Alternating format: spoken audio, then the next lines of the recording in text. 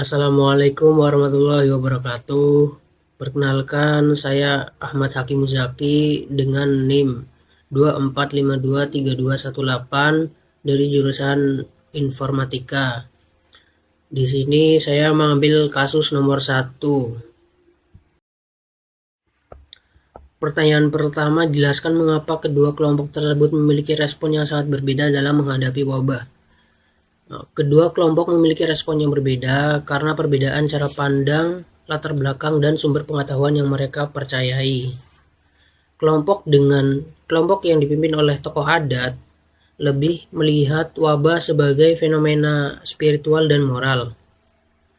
Mereka percaya bahwa musibah terjadi karena mereka lalai dalam beribadah atau melanggar nilai-nilai agama dan moral. Cara berpikir ini dipengaruhi oleh tradisi masyarakat yang sejak lama mengaitkan musibah dengan kehendak Tuhan, sehingga solusi yang mereka pilih adalah doa, ritual, dan pendekatan spiritual. Sedangkan kelompok pemuda yang berkuliah di kota memiliki pola pikir yang lebih ilmiah dan rasional. Mereka memahami wabah sebagai penyakit biologis yang disebabkan oleh virus atau bakteri, sehingga harus divaksin, diobati, atau dikarantina. Pendidikan modern membuat mereka lebih percaya pada metode ilmiah yang dapat diuji secara empiris. Nah, pendekatan inilah yang akhirnya membuat konflik antara masing-masing kelompok. Perbedaan inilah yang akhirnya menimbulkan konflik karena masing-masing kelompok merasa dirinya paling benar dan menganggap kelompok lain kurang tepat. Pertanyaan kedua, ditinjau dari batas-batas sains, lakukan analisis mengapa sikap kelompok pemuda yang meremehkan doa merupakan cara pandang yang kurang tepat.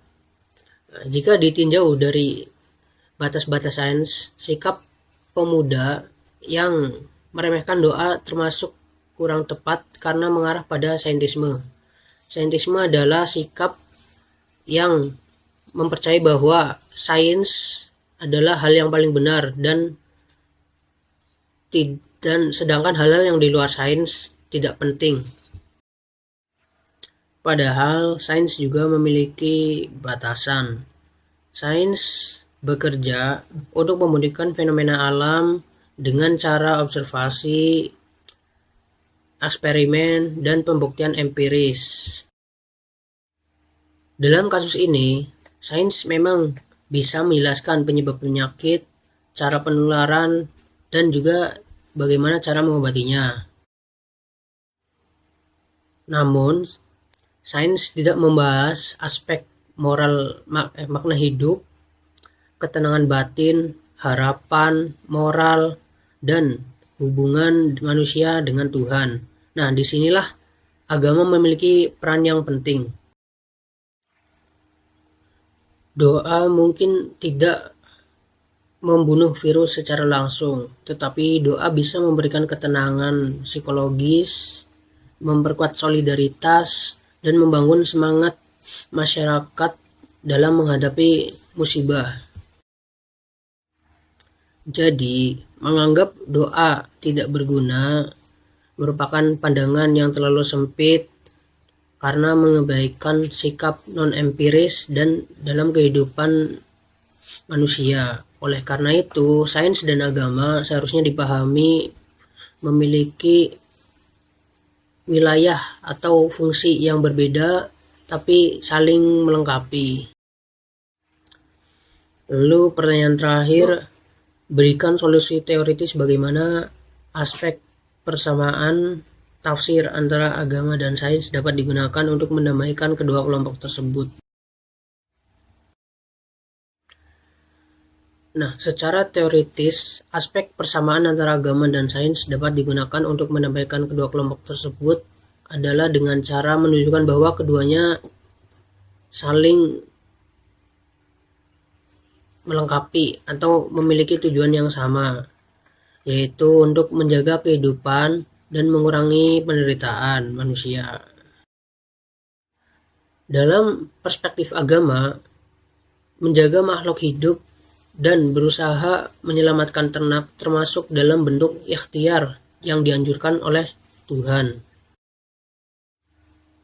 Sedangkan dalam sains, pengobatan dan karantina termasuk dalam usaha rasional untuk mengendalikan wabah. Pendekatan tafsir dapat dilakukan dengan memahami bahwa doa dan pengobatan tidak perlu dipertentangkan. Agama mengajarkan tawakal, tetapi juga mendorong usaha. Misalnya terdapat prinsip bahwa manusia harus berikhtiar dulu sebelum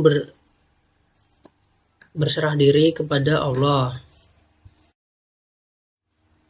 Yang artinya vaksinasi, pengobatan, dan karantina juga dipandang sebagai bagian dari usaha yang juga didukung dengan agama. Nah, solusi yang bisa dilakukan adalah dengan menggabungkan kedua pendekatan ini. Warga bisa berdoa dengan caranya sendiri dan pemuda bisa menangani wabah dengan caranya sendiri sesuai dengan prosedur. Dengan begitu, masyarakat tidak terjebak dengan konflik, tetapi memahami bahwa keduanya dapat saling bekerja sama demi kebaikan bersama. Sekian dari saya untuk menjawab pertanyaan-pertanyaan yang tadi. Wassalamualaikum warahmatullahi wabarakatuh.